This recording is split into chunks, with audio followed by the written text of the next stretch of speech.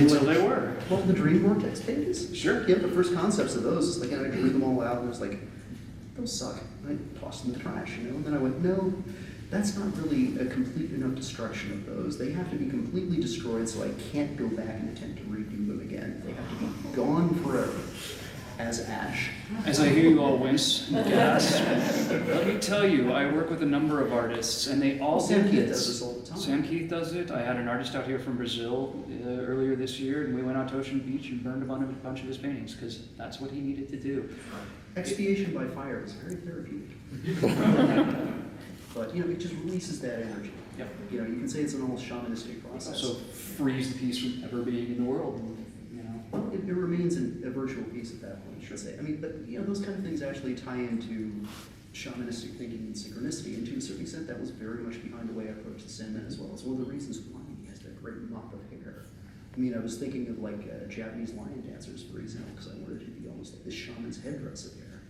The first time I ever saw pictures of Robert Smith with that mop on his head, I was like, there's something distinctly unearthly about that. It's not just this unruly rat's nest. There's something just really different between that and, say, Jim Morrison's perfect Grecian curls.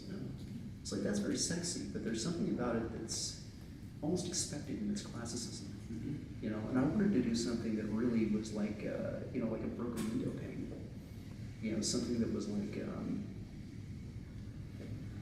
something that left a question. Rather than providing you with a pat answer. Sure. And, one of the that's hallmarks of a great artist, in my opinion. Thank you. But that's sort of, the shamanic process about that. It's like you don't get any actual answers out of it. You only get more questions, and your approximations are just that. They're what you may think, they're what you might think that it was. Synchronicity played a huge role in the way that, I approached the work. Random things would just happen, and I would, just incorporate them into it. And if you just create a visual narrative that is that overdriven, eventually it does catch up with you. When Neil made the reference in Books of Magic of the synchronicity superhero way, I can tell you that there really is such a thing. And, it can be a freaky place to be. When you start doing stuff and then, real life actually supersedes these events. Mm-hmm. For example, when I was working on Sandman 14, the serial killers convention, I actually had a friend of mine who was attacked by a serial killer. On her way, oddly enough, she was a happy little flower child, and was picked up by a man who turned out to be a serial killer while she was hitchhiking to her uncle's pot farm up in Ontario. He took her off the side of the road and, about a half a mile out there, and tied her to a tree and raped the shit out of her, and then slashed her throat and let her die. And she somehow managed to get loose from that, crawled a half mile back to the freeway, and collapsed. And by the way, he had slit her throat from ear to ear. And a trucker drove by and thought he saw just a pile of clothes laying beside the road, until an arm flopped out of it. And at that point, he pulled over on the side. He pulled over, used a CB radio, and called in for an ambulance helicopter. And they got out there as quickly as they could. And they got her into the emergency room, and had they been 5 minutes later, my friend would have been dead. But it was her description of the car and driver that actually allowed the Border Patrol to pick this guy up and headed into the States towards Detroit from Toronto. And as it turned out, the guy had already killed 5 women before that. The car turned out to be stolen, which is why they ended up stopping. So, an article in the Toronto paper about her. It was a long time before she came back, but when she did, she was a horrible, horrible scar from one ear to the next. Of course, her voice was like that. But that happened right when I was working in the serial killers convention issue, and things like this were happening on a fairly consistent basis. It didn't surprise me in the least. When that poor, frustrated, repressed guy, killed his roommate at Southern Baptist College and tried to blame it on the Sandman, tried to blame it on the comic book. So, for there it was for 2 weeks. My friends were just going to clubs and hanging out, basically bitching about each other's relationships. And here I was, kind of wondering, wow, Jerry Falwell is basically out there telling everybody that they should call for new Kefauver hearings, that I should be pretty much burned at the stake along with Neil and everybody else on the book. My friends have no concept of what that's like. Different place to be, for sure. Very much so. I mean, who can you tell about that? It's like, gee, Jerry Paul was really hard on you this week. I don't know. I think I would kind of wear that as a badge of honor. My mom would be less than delighted, but Well, see, that's the thing, when I see these things, there's a part of me that was thinking, oh my God, that is absolutely horrible, And there's another part of me that's also just going, yes, and it's good for another 10,000 copies a month. So, not to mention being personally called out by Jerry Falwell. Hell yeah. I mean, all of these things, I'm always of two minds about a lot of these things. I mean, Neil once told a story about when he was involved in a car accident. He was in the passenger seat. And he had this experience, where they were flying towards the other car or something like that at an uncontrollable rate of speed. The driver was out of control of the car. And he was thinking for himself as his light was pretty much flashing in front of his eyes, and his moments of abject terror, and going, there's no part of his mind that clicked on and said, I can use this. Someday actually talks about in his novels. Yeah. So, you have to sort of, there's a part of you that always takes this with a grain of salt, that has to look at the bigger picture. And, cynical bastard that I am, there's a part of me that kind of looks at it in a really flat, realistic kind of way. So, I don't know. Maybe it's the result of having conceived in England or something. Any good synchronicity going on with Sandman? I really don't know. All right. I have to search my mind harder for that. Perfectly fair answer. All right. Let's talk a little bit about technique. I think you did some pretty singular things in Sandman that have not, really been repeated in comics. Some of them have maybe been tried, but I think you did things, they're unique to you, they're unique to Sandman, but beyond that, they're unique to comics in general. It just illuminates just how unique an artist you were on the book. Well, that again goes back to having an academic background. Certainly. Because when you actually take classes in this stuff, you get exposed to not only other artists who are out there exploring stuff in really different ways. And you're young and you're vital and you have boundless energy to stay up until 4 o'clock in the morning painting and so on and stuff like that. And you don't want to just, I'll do it tomorrow. You don't do that. It's like, yes, you do it now. It's like somebody shows up at 2 o'clock in the morning, do you have any coffee? Yes. And then you both sit there and geek out over whatever it is that's going on. But when you're exposed to that, through an entire academic program, either from your professors or from the exhibits that are there at your university, or that you are encouraged to go see, or that you basically just get assigned in class, it broadens your understanding of what is possible. And, when you find people that, frankly, editors that are just used to dealing with the kind of artist who goes, Hulk smash, they find it a little bit intimidating that you actually know more about their job than maybe they do. I will not conceal the fact that, that I considered it with regard to art and technique, I considered my editor a pro. I made no bones about that. Well, no. But you were the best of the best on the book. No, seriously, nobody, as much as I would love, I don't know.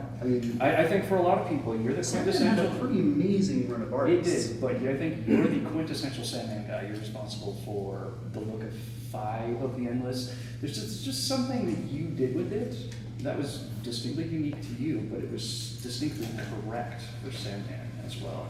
I think going through all of these pages here, there's a lot of really clear examples of things that you did that are wholly unique. You've got splatter patterns back there, you've got white inks, you've got swirly things that were done with acetate, although I know they're not actually there, it's not supposed to be there. You've got ink washes on pages with plain old inks. There's a diversity of methodology that, especially at the time, was really, really singular in comics. I saw no qualm about using stuff like collage scraps or lithographic crayon or hell, inking with Dr. Pepper. Is that page in the exhibition? Dr. Pepper's my favorite. Would you like to lick it? I would love to.